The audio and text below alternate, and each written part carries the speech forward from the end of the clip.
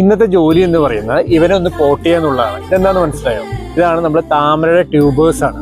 അപ്പോൾ ഇവനെ നമുക്ക് നല്ല രീതിയിൽ പോട്ട് ചെയ്താൽ മാത്രമേ നമുക്ക് നിറയെ പൂക്കളൊക്കെ നമുക്ക് കിട്ടുള്ളൂ. അപ്പോൾ നമുക്ക് എങ്ങനെ ഇതിനെ നല്ല രീതിയിൽ പോട്ട് ചെയ്യാമെന്ന് നോക്കാം. നിങ്ങളുടെ സപ്പോർട്ടാണ് നമുക്ക് ഓരോ വീഡിയോസ് ചെയ്യാൻ ഒരു മോട്ടിവേഷൻ നൽകുന്നത്. അതുകൊണ്ട് തന്നെ please like, share and subscribe. അപ്പോൾ നമുക്ക് വീഡിയോയിലേക്ക് പോയാലോ? ആദ്യം കുറച്ച് മണ്ണിടുക, അതിലേക്ക് കുറച്ച് അധികം തന്നെ ഉണങ്ങിയ ചാണകപ്പൊടി, പിന്നെ ഒരു പിടിയോളം എല്ലുപൊടി, ഒരു പിടിയോളം വേപ്പിൻ പിണ്ണാക്ക് നന്നായി ഇളക്കിയ ശേഷം ചട്ടിയുടെ അരഭാഗത്തോളം മണ്ണ് ഫില്ല് ചെയ്യുക. കുറച്ച് മണ്ണ് വകഞ്ഞ് മാറ്റിയ ശേഷം ട്യൂബർ ഇതുപോലെ വട്ടത്തിൽ പ്ലേസ് ചെയ്ത് അതിന്റെ പുറത്ത് വീണ്ടും നമ്മൾ കുറച്ച് മണ്ണിട്ടിട്ട് ട്യൂബർ പൊന്തി വരാതെ ഉറപ്പിച്ച് നിർത്തണം. ഇനി നമുക്ക് പോട്ടിൽ വെള്ളം നിറയ്ക്കാവുന്നതാണ്. ഈ രീതിയിൽ നമ്മൾ പോട്ട് ചെയ്യുമ്പോൾ ആദ്യത്തെ ഒരു മാസത്തേക്ക് ഫർദർ ഫെർട്ടിലൈസേഷൻ ഒരു ആവശ്യമില്ല. ഏകദേശം 1 മന്ത് കൊണ്ട് തന്നെ ഇത് ഫ്ലവറിങ് സ്റ്റാർട്ട് ചെയ്യുകയും ചെയ്യും. അപ്പോൾ എന്തായാലും എല്ലാവരും നിങ്ങൾ ഈ രീതി ഒന്ന് ട്രൈ ചെയ്ത് നോക്കൂ. അപ്പോൾ എല്ലാവർക്കും ഹാപ്പി ഗാർഡനിങ് വിഷ് ചെയ്യുന്നു. Okay, bye. ഇന്നത്തെ ജോലി എന്ന് പറയുന്നത് ഇവനെ ഒന്ന് പോട്ട് ചെയ്യാന്നുള്ളതാണ്. ഇതെന്താന്ന് മനസ്സിലായോ? ഇതാണ് നമ്മുടെ താമരയുടെ ട്യൂബേഴ്സ് ആണ്. അപ്പോൾ ഇവനെ നമുക്ക് നല്ല രീതിയിൽ പോട്ട് ചെയ്താൽ മാത്രമേ നമുക്ക് നിറയെ പൂക്കളൊക്കെ നമുക്ക് കിട്ടുള്ളൂ. അപ്പോൾ നമുക്ക് എങ്ങനെ ഇതിനെ നല്ല രീതിയിൽ പോട്ട് ചെയ്യാമെന്ന് നോക്കാം. നിങ്ങളുടെ സപ്പോർട്ടാണ് നമുക്ക് ഓരോ വീഡിയോസ് ചെയ്യാൻ ഒരു മോട്ടിവേഷൻ നൽകുന്നത്. അതുകൊണ്ട് തന്നെ please like, share and subscribe. അപ്പോൾ നമുക്ക് വീഡിയോയിലേക്ക് പോയാലോ?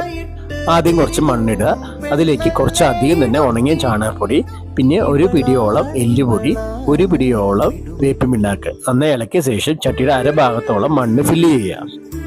കുറച്ച് മണ്ണ് വകഞ്ഞ് മാറ്റിയ ശേഷം ട്യൂബർ ഇതുപോലെ വട്ടത്തിൽ പ്ലേസ് ചെയ്ത് അതിന്റെ പുറത്ത് വീണ്ടും നമ്മൾ കുറച്ച് മണ്ണിട്ടിട്ട് ട്യൂബർ പൊന്തി വരാതെ ഉറപ്പിച്ച് നിർത്തണം. ഇനി നമുക്ക് പോട്ടിൽ വെള്ളം നിറയ്ക്കാവുന്നതാണ്. ഈ രീതിയിൽ നമ്മൾ പോട്ട് ചെയ്യുമ്പോൾ ആദ്യത്തെ ഒരു മാസത്തേക്ക് ഫർദർ ഫെർട്ടിലൈസേഷൻ ഒരു ആവശ്യമില്ല.